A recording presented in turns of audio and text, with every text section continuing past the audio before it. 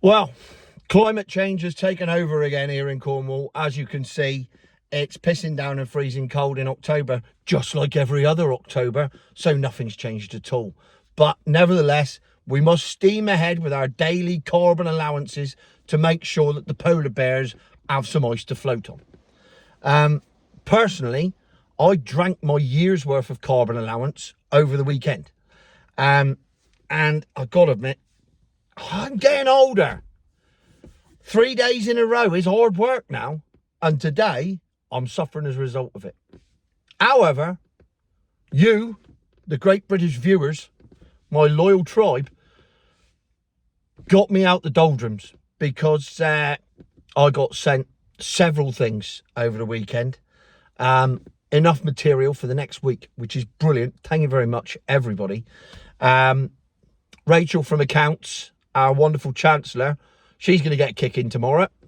But it's a kick in such a wonderful way. I'm smug about it already. I haven't even done the video yet. But today's features two regular contributors. One, Mr. Vivian Richards of Wales. Thank you, Vivian.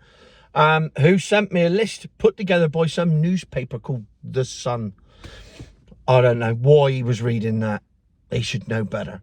But nevertheless, it has been very amusing. And then also, several people sent me these stories about what I have referred to for some time now as the polished turd.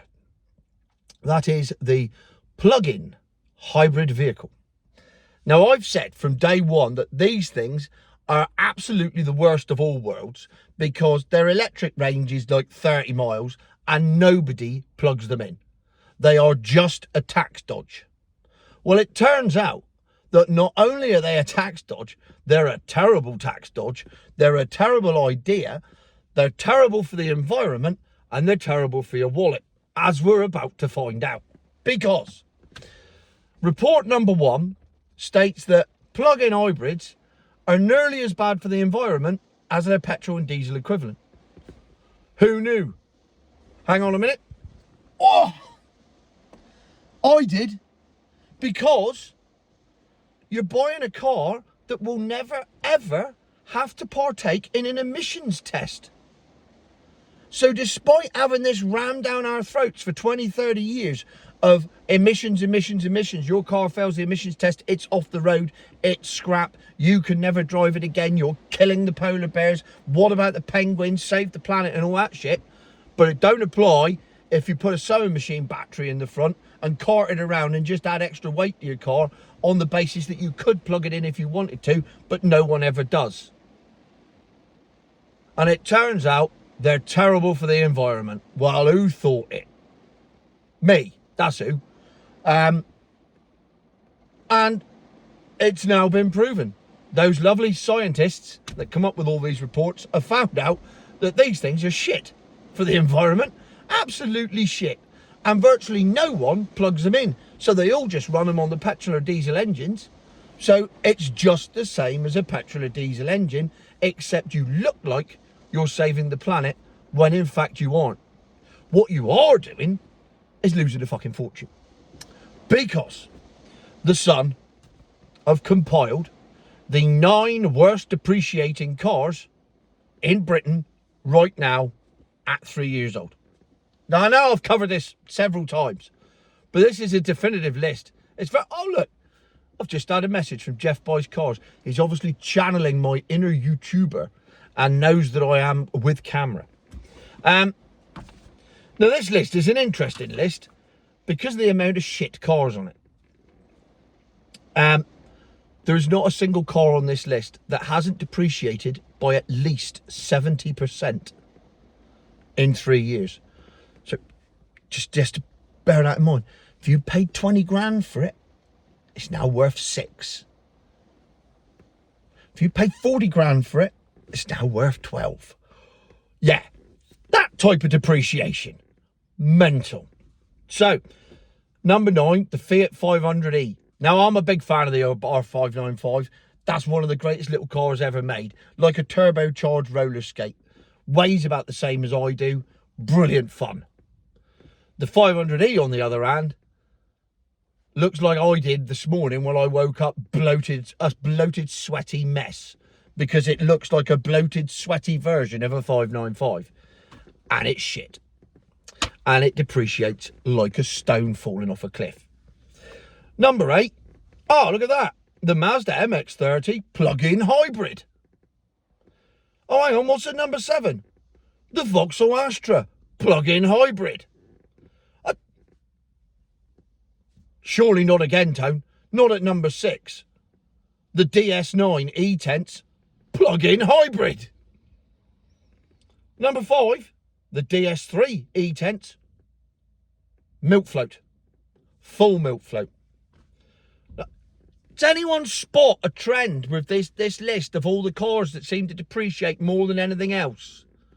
There's something weird about this list. I can't put my finger on it. What is it? Number 3, the I-Pace. Covered that in several videos last week. What's going on here? Parcel being delivered. Oh, it's out. I haven't ordered nothing. Yeah, number 3, the Jaguar I-Pace. Covered all that last week. What a pile of crap that is. Number 2, one of the first milk floats I was ever unfortunate enough to set foot in. The Nissan Leaf. It has no redeeming features. And it certainly doesn't, because that has depreciated by 73.46% in 3 years. 73.46%. That is a mental amount of money. Your car is literally worthless. And at number 1, the car nobody's heard of, but apparently is selling really well. The GWM Aura 03. Never driven it. Never seen one on the road. Wouldn't even know what it was if it drove past me right now. I have no idea on this car. I know that you can't buy one in Cornwall. I wouldn't know where the nearest GWM dealership is if I was sad enough to go and seek it out. But 3/4 of its value gone. I mean, I would imagine they're probably like 15 grand brand new or something cheap shit like that. But what's 15 times 7? 10.5. Literally, you bought a new car and 3 years later on WeBuyAnyCar.com, it's probably worth 2 grand.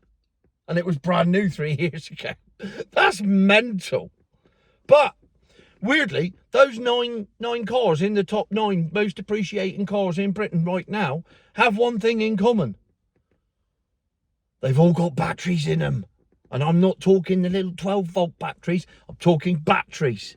They are all either plug-in hybrids or full electric. And that's not a coincidence that they fill up the top 9. I reckon you could go to the top 50 and they'd all still be bloody milk floats. So, in conclusion, if you want a car that's worse for the planet, completely impractical as a hybrid, only good for petrol, but doesn't need to pass an emissions test so you can burn whatever you like through it, you'll be driving around in a bonfire and it won't matter, and you're prepared to lose 3/4 of the value of whatever you put into it,